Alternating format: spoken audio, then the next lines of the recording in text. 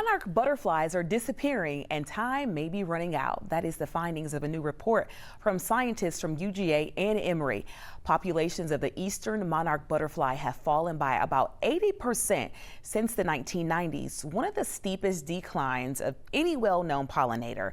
The UGA-Emory study found warmer temperatures significantly increase parasite growth, overwhelming monarchs' natural defenses, and monarchs carrying the parasite show reduced flight ability, making the 3,000-mile migration far less likely to succeed. Let's look at this decline with Sonia Altizer.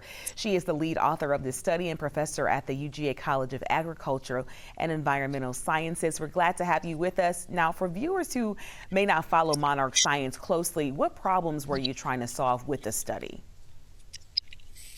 Well, so we know that monarch migration is in trouble, and monarchs are facing a lot of threats these days. We have been studying for the past 30 years a microbe, a tiny parasite that infects them.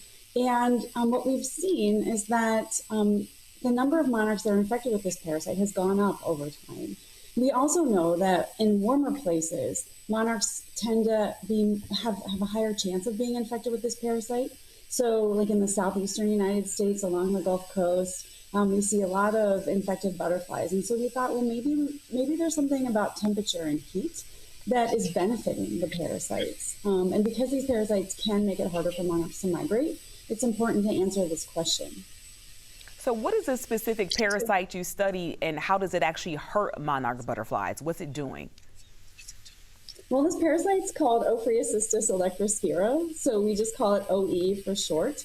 And it infects caterpillars, so caterpillars become infected when they're feeding on milkweed plants that have parasite spores on them. And it develops inside the bodies of the caterpillars and the chrysalis, and then adult monarchs come out covered with millions of dormant parasite spores all over the outsides of their bodies to pass it on to the next generation.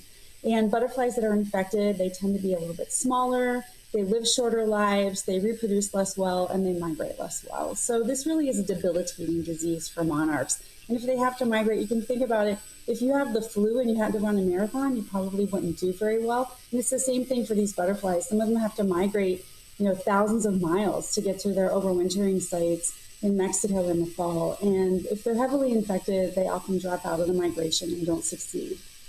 Now, you mentioned the temperatures briefly. How did the warmer temperatures change what you saw in the infected monarchs? Well, it was a really surprising result of this study because we knew that when we raised monarchs in the lab under constant temperatures, parasites did not do well in the heat. At temperatures above roughly like 90 degrees Fahrenheit, which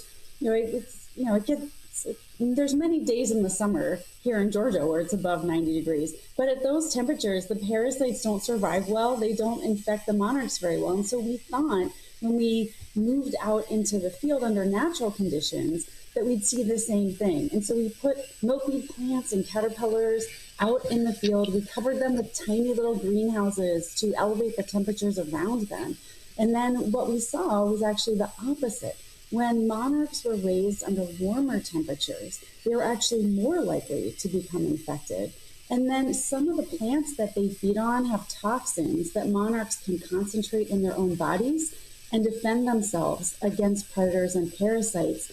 And those toxic plants lost their medicinal effects for the butterflies in helping them defend against infection when they were raised under warmer temperatures. So the outcome of this experiment is that it looks like under natural conditions, a warmer world might be a sicker world for monarchs. They're less able to defend against infection and they're more susceptible to disease. So what's the biggest takeaway you want people to understand from this study? We got 30 seconds. So I think that what we want people to understand is that monarchs get sick too. Butterflies get sick just like people can get sick. And that it's really important to understand how this is changing in response to environmental change. And so we want people to go out there to see the butterflies, to look at their environment, think about what's happening to them, and their importance for the ecosystem. Numbers from the CDC are showing more people are landing in the hospital, especially with flu and other respiratory illnesses. Hospitals say beds are filling up faster, staff are stretched thinner, and the surge is testing how the system responds. So the data shows roughly 3 in 4 hospital beds are currently in use nationwide, leaving a lot less flexibility when emergency rooms are seeing sudden spikes. The CDC estimates about 120,000 hospitalizations from the flu so far this season, and the weekly numbers are continuing to go up and up. And ICU occupancy is hovering nearly 70% nationwide, meaning hospitals have limited room if critically ill patients see a surge at any time. At the same time, in fact, let's look into more of this with Dr. Earl Stewart with Wellstar Health System. Dr. Stewart, it's always good to have you on. Welcome. Let's first talk about those numbers that I just mentioned from the CDC. What stands out to you the most? Well, I think what is most concerning, Jonathan, and great to be with you this morning, is your point that the numbers are going up and up. This flu season is really predominated by the H3N2 variant, subclade K, that is causing the so-called super flu. We don't want anybody hospitalized with the flu. We don't want anyone hospitalized at all. But when we see that, there's inadequate vaccine uptake, and even the vaccine that we have available is not always efficacious against current strains of the flu, we see more hospitalizations and more complications from influenza-related illness. So our goal is to protect individuals and the patients that we see from that. Yeah, and speaking of the hospitalizations, some people can just treat it at home. Some people end up at the hospital. How do hospitals decide who needs to be admitted versus who can just be treated and sent back home? It depends on the severity of the symptoms. So the most common symptoms that we see with influenza are the typical flu-like symptoms that just about everybody knows, which includes high fever, cough, muscle aches. In more severe cases, individuals may experience prolonged fever greater than 3 days. They may also experience significant issues with chest pain, even a pretty significant productive cough, even lethargy.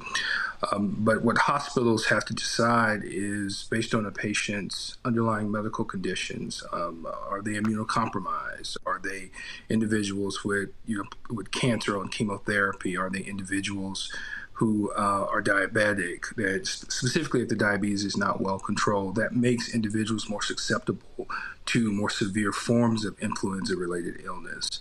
And so oftentimes those individuals, including the elderly, who have weakened immune systems, and children who have weaker immune systems than adults, oftentimes when they have severe flu-related illness, require hospitalization. And those decisions are usually made when those patients present to emergency departments. Yeah, and I want to ask you, when those hospital beds start filling up quickly, which we are seeing even here in Metro Atlanta, what changes do the hospitals have to make quickly? Well, staffing is an issue, right? We have to call in more staff. That's always a significant issue during this time of year, especially during flu seasons that are very rampant, and when vaccine uptake may not be as good, or the efficacy of the vaccine that we do have may not be as good. But we do know that vaccinating patients against influenza and offering it an increased uptake may not necessarily keep individuals from getting the flu, but it helps to keep individuals from getting really severe flu illness. And so hospitals are already strained, right? And so during this time of year, to sort of help curtail that, we want to make sure that we do everything that we can in primary care to make sure our patients receive the vaccine, and to make sure our patients understand the importance of vaccine efficacy. All right, we've got about 20 seconds left. I just want to get a final message in for families. What do they need to know as this surge is continuing? Get their vaccines, practice those public health measures, frequent hand washing, wearing masks when appropriate, and especially have conversations with their doctors, their pediatricians, if they're immunocompromised, about receiving doses of antivirals like Tamiflu, if they fall within the category where they can receive that for preventive purposes. The U.S. Supreme Court heard arguments in 2 high-profile cases over whether states can ban transgender students from competing in girls' and women's sports. At the center, fairness, biology, and how far states can go under Title IX. Supporters say the law protects female athletes. Opponents argue they unfairly target transgender students. We can't beat biology. As an athlete and a nursing major, it is absurd to suggest that it is fair to put men in women's sports. It's like racing a cheetah against an ocelot. Sure, they're both fast cats with spots, but we all know who is going to win. I was just saying, I don't think that's what is at issue in this case. What's at issue in this case is fair treatment for all people, including cis people and trans people, and that's what we're here to talk about today. Georgia law currently limits participation in girls and women's sports to biological females. State Attorney General Chris Carr put out a statement on the arguments before the U.S. Supreme Court, saying girls should not be forced to compete against boys, calling it basic science and common sense. So let's dive into this debate with noted legal scholar and professor of law at Georgia State, Eric Segal. Welcome to you. At its core, what is the Supreme Court actually being asked to decide in these cases? So both of these states, like Georgia, has a law that prohibits trans women from competing in men's sports. And the issues in this case really are just, can states make a blanket rule about this? Or do states have to have a carve out for certain trans athletes? For example, some trans women took puberty blockers at a very early age and maybe don't have all of the genetic advantages that men on average have over women in sports. And the question is, can the states just act completely broadly and say no participation in women's sports for trans women, or do they have to be a little bit more specific and take into account kind of local circumstances? And so what kind of stood out to you here most about the justices' tone during arguments? Yeah, it was a pretty civil argument, all things considered, and I don't think there's much suspense. The Roberts Court is going to upheld these two laws, which will in turn mean Georgia's law is also constitutional. And I think this is the kind of issue that, generally speaking, should be left to the states. And here's what I mean by that. We've already decided as a society and as a matter of federal law that men have no right to play women's sports. Now, we could revisit that or not, but I don't think many people are interested these days in having a 6'5", 250-pound male play women's hockey, for example, and so on and so forth. We've already decided segregated sports is fine, constitutional and legal, for all of the reasons that, males, generally speaking, are bigger and heavier and stronger, although there are certainly exceptions to that rule across the board.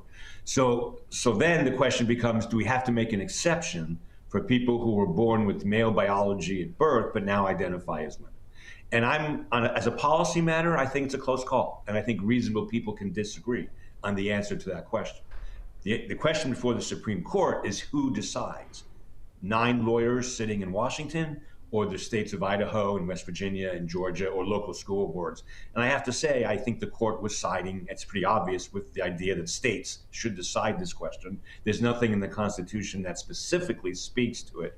And I have sympathy for that view. I'm not saying anything about the policy. I might vote for a different law than the one Georgia has. But as a constitutional law matter, it's pretty clear that law is going to be valid.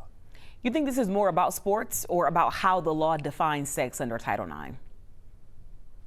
Well, that's 2 different issues. One is the Constitution, one is this federal law. But this federal law already allows men to be not to compete in women's sports. The question is, do we make an exception for that for trans women?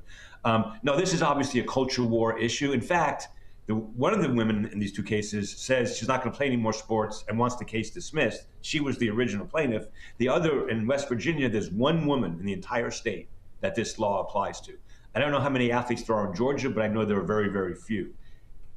The Supreme Court took this case because it had struck down these laws. I do think, obviously, the trans issue is being used by the current administration as a culture war type of issue. But then again, we have to decide, do we want trans women playing female sports in high schools and colleges?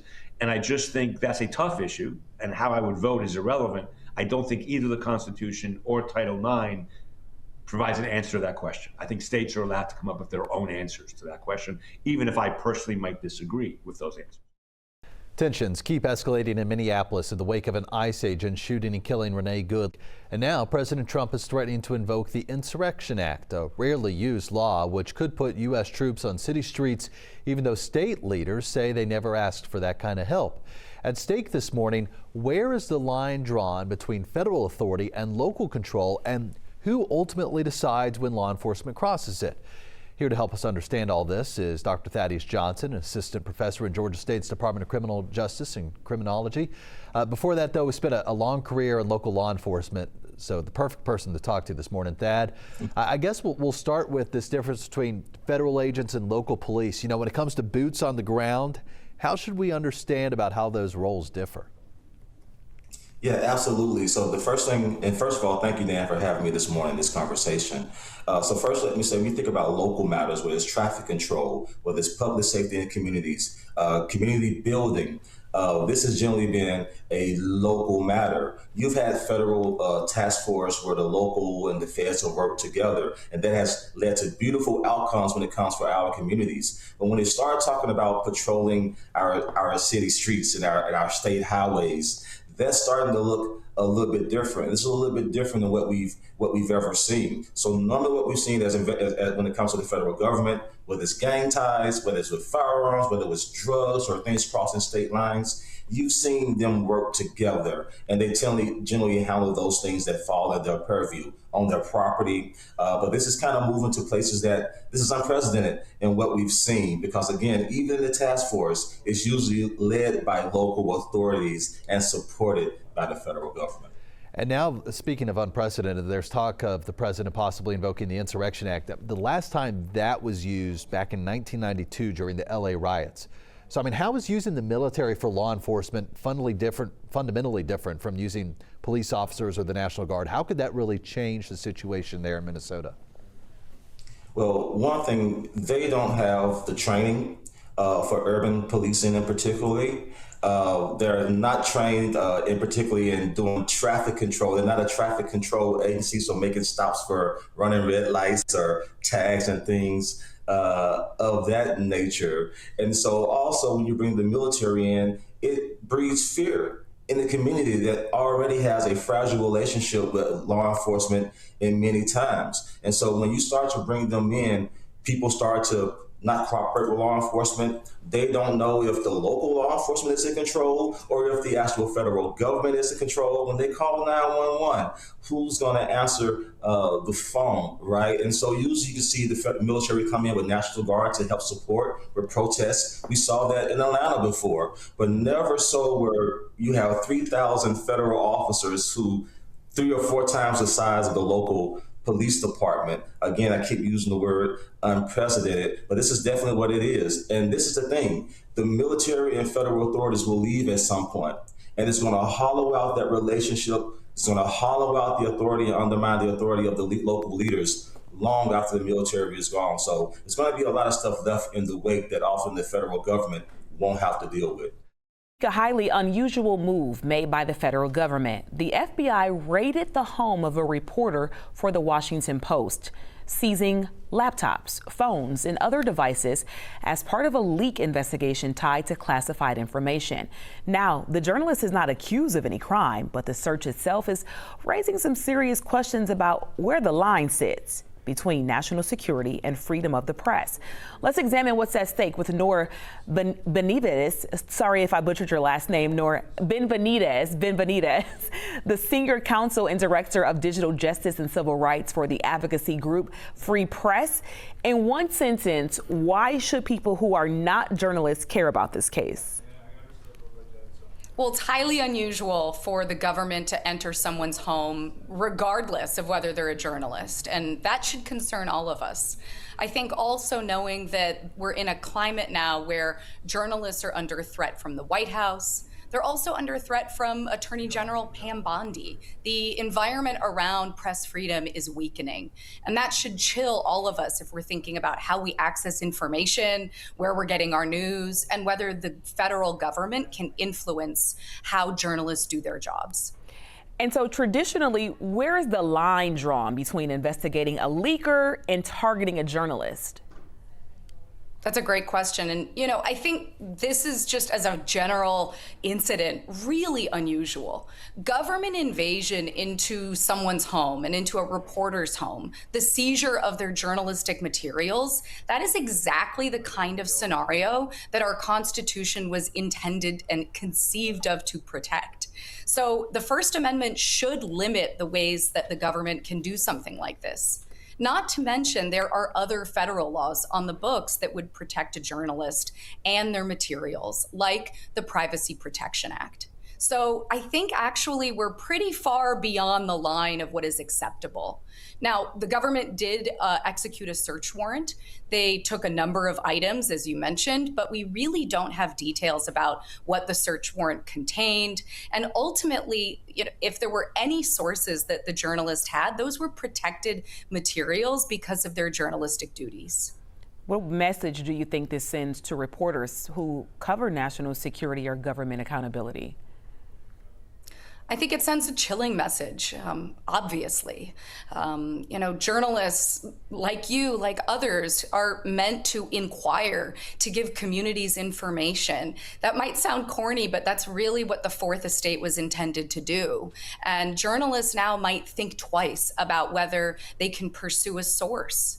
This journalist in particular sometimes dubbed herself the federal government whisperer because she got calls day and night from people inside the federal government who wanted to talk about what was going on. And I think that reporters who are perhaps investigating or pursuing stories, trying to shed light for communities on issues, might now actually worry about the penalties if they do so. That's incredibly chilling. So some might say, hey, if national security is at stake, why shouldn't the government act? What do you think about that? Mm-hmm. We don't know a whole lot. The only element that the government has exposed about what national security threats this poses are regarding a federal government contract worker that supposedly took materials out of an office near Washington, D.C. There's very little that they have given us, and that might implicate national security. But if they've given any of those materials over to a journalist, that ultimately then is outside the bounds of what would legally protect that journalist and the journalistic activities that she engaged in. And so I think there's definitely that balance. But here, it feels like the federal government is continuing to pursue outside the bounds of the law so that they can frame whatever they see as national security.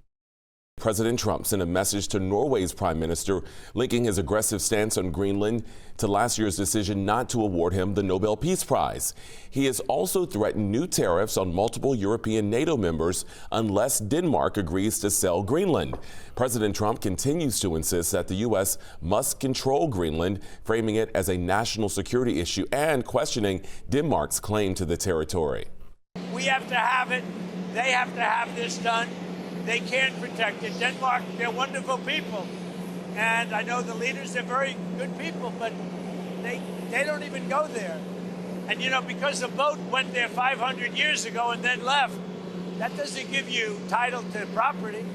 So we'll be talking about it with the various people.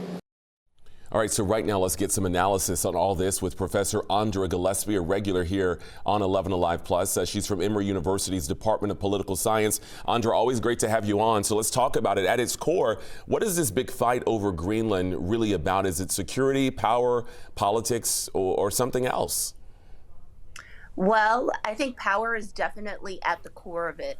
President Trump's stated reasons for it don't always add up. And sometimes he says the quiet part out loud. And I think that yesterday was an instance of him saying the quiet part out loud, at least in part. We know that President Trump wants to make a big splash. He definitely wants to leave a mark and literally leave his name on things.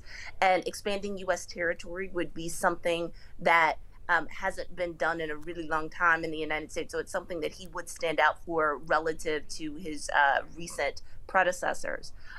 There are security arguments about making sure that the United States is protecting the Arctic Circle, particularly from Russia and China. But the United States actually already has a treaty that was signed by Harry Truman in 1951 that actually does give the United States carte blanche to put U.S. military bases all over the island of Greenland. We've actually pulled back from doing that. We could build those up again. There is this economic concern about the United States wanting access to Greenland's rare minerals, which are becoming increasingly important as we create more batteries. that is something that could be negotiated. But then there is this other part that President Trump has talked about, and I don't know how else to interpret it, but when he says that he is pursuing this aggressive line and he's going to penalize European nations until they put pressure on Denmark to accede to his commands, and then frames it in terms of he didn't get the Nobel Peace Prize, so therefore he's going to be more aggressive. It's hard not to wonder and to question the extent to which his ego is actually involved in this as well. Yeah, that's a concern for a lot of people. So, Andra, for viewers watching this at home, they're hearing about the back and forth. Why would this matter to their everyday lives? It matters because this has the potential to completely upend the post-World War II, alliance of NATO and protection. And in this particular instance, if we were to become aggressive in the situation, if we were to use military force to take over Greenland, that would be the end of NATO as we know it. So because Greenland is a part of Denmark, and Denmark is a signatory to the treaty, Denmark and the United States are part of this mutual safety alliance for much of Europe that says if you attack one, you attack them all. So implicit as part of this alliance is that the members don't attack each other. And this would be an instance of one NATO member attacking another NATO member. It would instantly activate all of the NATO members to come and fight against the United States and to defend the collective interests against the interests of the United States.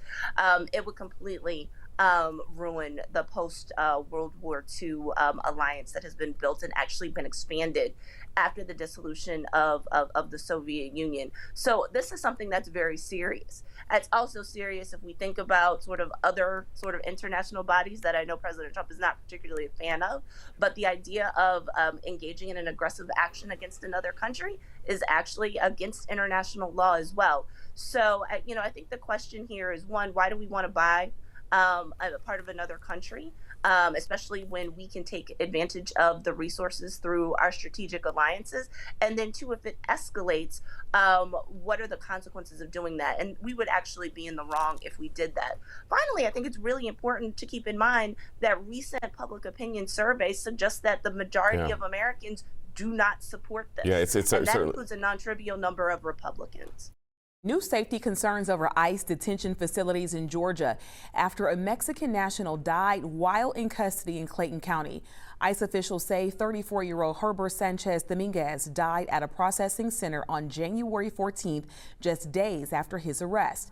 Officials reported the incident as an apparent suicide, but the Mexican consulate general is now requesting clarification about the circumstances surrounding his death.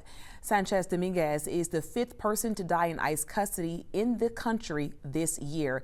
And if you remember, last June, another man from Mexico, a 45-year-old, died in ICE custody in Lumpkin. Officials said he was discovered unconscious with a ligature around his neck in his cell and later pronounced dead.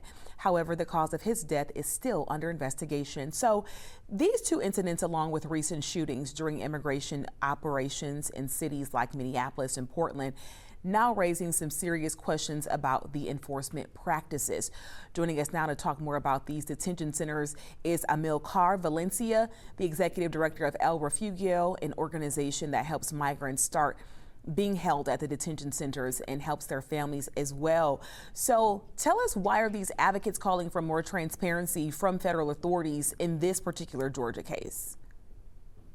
Good morning. Yes, the investigations has to be done correctly. I think there is a lot to learn from the people who died in the detention centers, especially when ICE releases the information about their death. It sometimes is very unclear what happened, and most times families do not receive information about medical issues that people might have when they were detained. So it's important for us advocates to continue calling for a full investigation on the death of the people who died in this case of Mr. Herbert Sanchez, and of course the case of anyone else who had died last year and the previous years in immigration custody in Georgia. And so in both of these Georgia incidents we're talking about, officials have said the deaths were suicides. What should these facilities be doing to address mental health for people being held in custody? The reality is that, of course, issues of medical neglect are apparent in these facilities, but also people who are receiving, sometimes are dealing with severe issues with mental health are not receiving proper attention. There have been incidents or cases of people who have died by suicide at the detention center. They are really not receiving any attention. They're not receiving any care in these facilities. As to the detention center in particularly, there have been 3 deaths by suicide. And it is concerning because a lot of individuals, again, have these issues already documented and they're not receiving the proper attention. The case of Mr. Jesus, who died last year, we don't know any information besides what ICE released during the investigation, but there is nothing else that we know about the apparent death by suicide. A similar case of Mr. Heber now. We need to know exactly what happened. More importantly, is we need to ensure that people who are in the detention center are receiving the proper attention, not only medical attention that most times is lacked, but also important to see what are the issues that are dealing, mental health issues that are dealing, and what is it that the facilities are doing in order to treat those issues. And so tell me from your perspective, how has this shooting in Minneapolis by an ICE agent and these public response shifted the conversation around ICE's issues with use of force and broader enforcement tactics? Yeah, I mean, it's a tragic incident that happened in Minneapolis. We have seen this, of course, in the past with immigrant community members who've been attacked by ICE, not only on the streets at the border, but also as we see now in detention centers. Unfortunately, it's not an isolated issue. Now we have someone who died in the streets, someone who is a human rights defender now dies on the streets, in the hands of ICE. And, she become one of the other people who are now our target, under this administration, and of course can lose their life just by being there, by requesting immigration to be transparent, to protecting those who are now being targeted by this administration. So it is important to people to know also that it's a systemic problem. She is one of the individuals who died last year. In 2025, there were 32 deaths in general. That includes several people who were shot by ICE, who also were died by ICE, immigrants in detention custody as well. Some who died by suicide. Some of them who died by just medical neglect in general. So it brings the level of conversation to a different level, and it's important to keep knowing that what happens in the detention center in terms of the medical neglect and abuse, people need to pay attention to what happens, and also ensuring that we hold ICE accountable, and members of Congress, people who have the opportunity to go to the detention centers, do an investigation, a serious investigation of all these allegations of medical abuse that we have reported over the years, that we have heard from people. We've been doing this work of accompanying people and hearing these stories for 15 years, and the same issues that we hear back in 2010, 2011 of abuse and neglect, we continue to see today in the detention centers. So it's an overall systemic problem that needs to be addressed, and members of Congress need to take attention, pay attention to what is happening, and also they need to investigate, full investigation on all these people who have died in these detention centers here in Georgia. More Americans are surviving cancer than ever before, a historic milestone, by the way, but new numbers show why the fight is far from over. Record survival rates, rising diagnoses, and who's still being left behind. The report from the American Cancer Society says 7 in 10 Americans diagnosed with cancer are now expected to live at least 5 years, the highest survival rate ever recorded. And cancer death rates have also dropped by more than a third since their peak, translating to millions of lives being saved. However, the agency also projects more than 2 million new cancer diagnoses this year. That's nearly 6,000 people every single day. So let's look at what these new cancer stats really mean and how they impact families right here at home. Glad to have Dr. Kristen Higgins here with us this morning, radiation oncologist and chief clinical officer for City of Hope Cancer Center here in Atlanta. Glad to have you here. So let's start with this. Why are the survival rates improving so dramatically? What's causing this? We've made so much improvement over the last decades, and many of those improved survival rates are related to improvements in therapies. new drugs that can fight cancer. If we think about lung cancer, we have immunotherapy and targeted therapies, and those have all come to fruition because of clinical trials that patients have participated in over the last decades. So that's one thing. And another major thing is screening. When we screen for cancers, we're able to detect cancer at an earlier stage of disease. If you're diagnosed with a stage 1 or stage 2 cancer, you're much more likely to be cured relative to a stage 3 or a stage 4. So I think it's improvement in screening, and then the drug development that has had such an impact on a number of cancers across the board. And Dr. Higgins, how different is cancer treatment today compared to, let's say, 10 years ago? It's so different. I tell my patients the cancer treatment for you today is not the treatment that your grandmother went through. It is so much less toxic.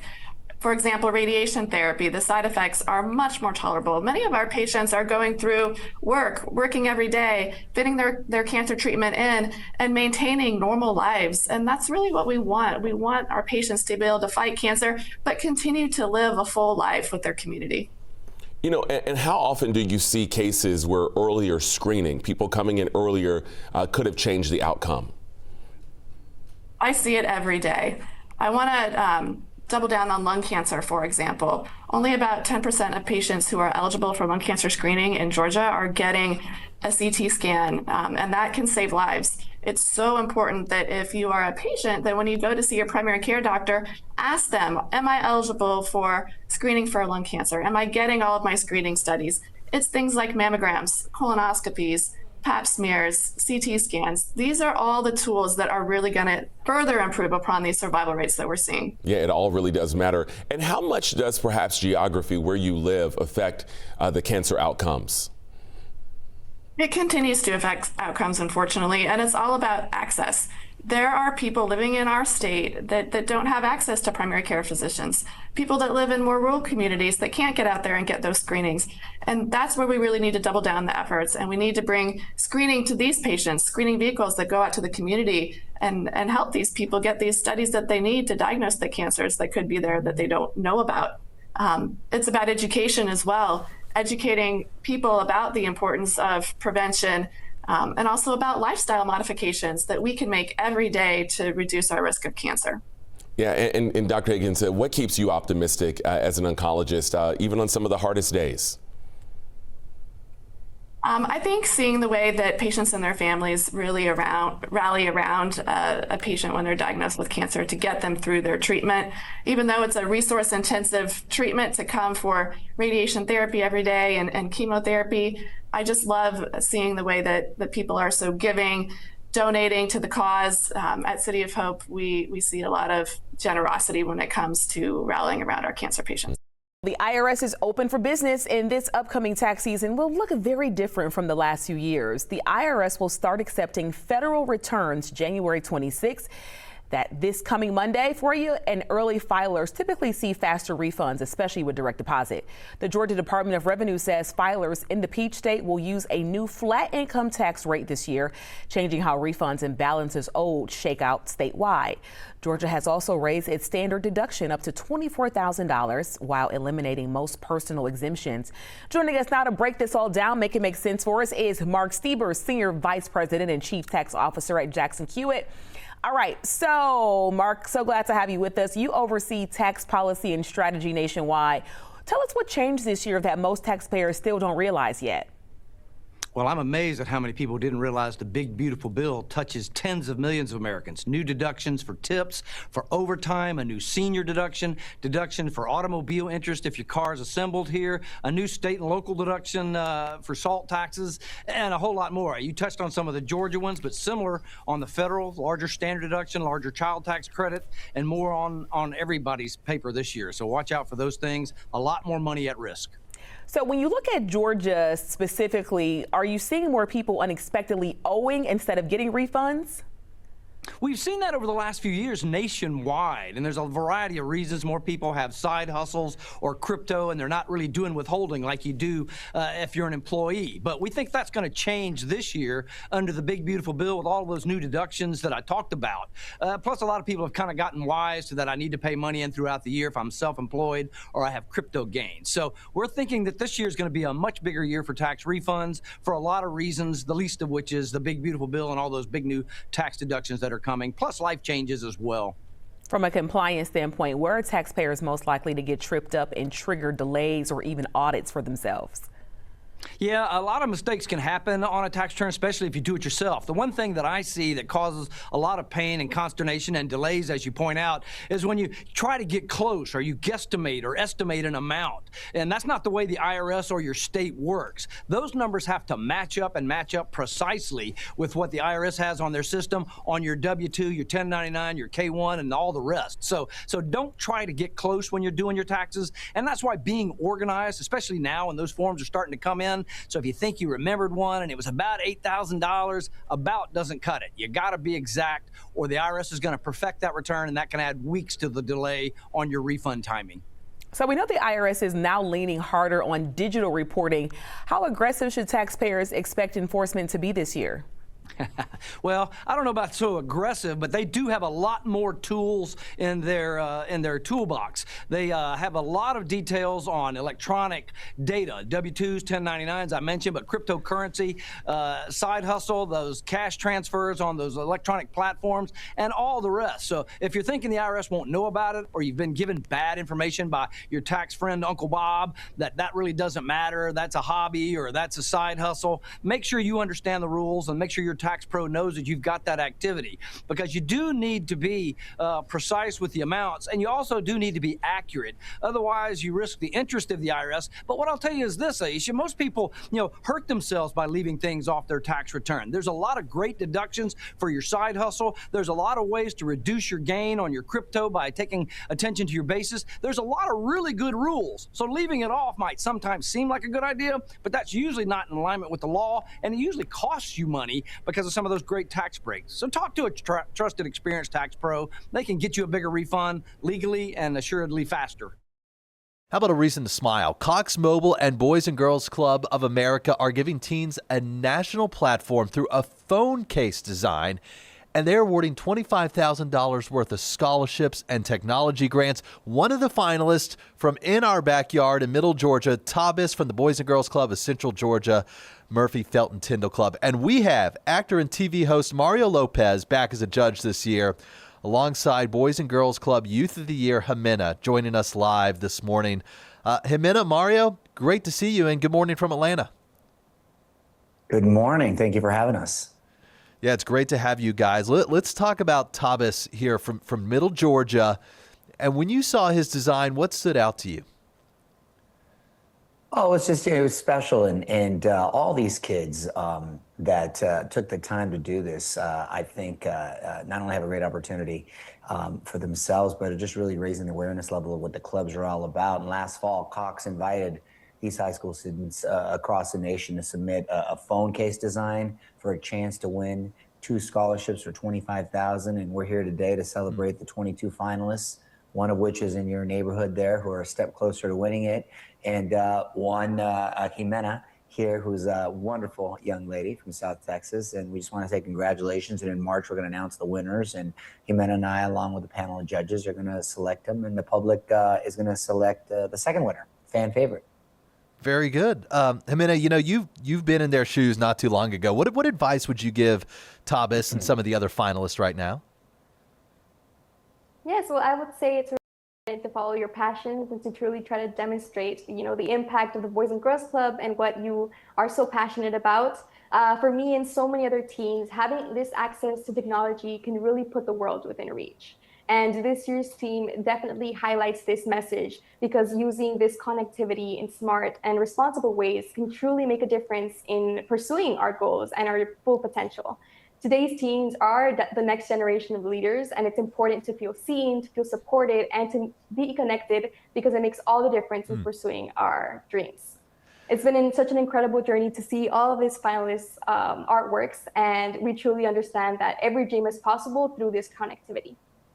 22 finalists as well. Mario, I know this is personal to you as an alum yourself of Boys and Girls Club. When you meet teens like Tabas and hear their story, how does that take you back? And what do you hope they take away from this whole experience, even if they're not going to be one of the scholarship winners? Well, I was a kid just like them growing up in neighborhoods just like them. And it's a wonderful place to be, the Boys and Girls Club, where people really care about you. There's a sense of community. You have great mentors there. It keeps you off the streets, out of trouble. And the fact that they have goals like this and really money that can really change their lives at this point in their life, I think it's just an awesome thing. So, again, we're just here to kind of raise the awareness level that we need your help selecting the Cox mobile fan favorite. So we really want everybody to vote and go to cox.com phone case contest. I believe there's a slash in there somewhere, but contest, yes, I believe /contest. Hey, we'll find it somehow. Mario, Jimena, thank you guys so much. Great to speak with you.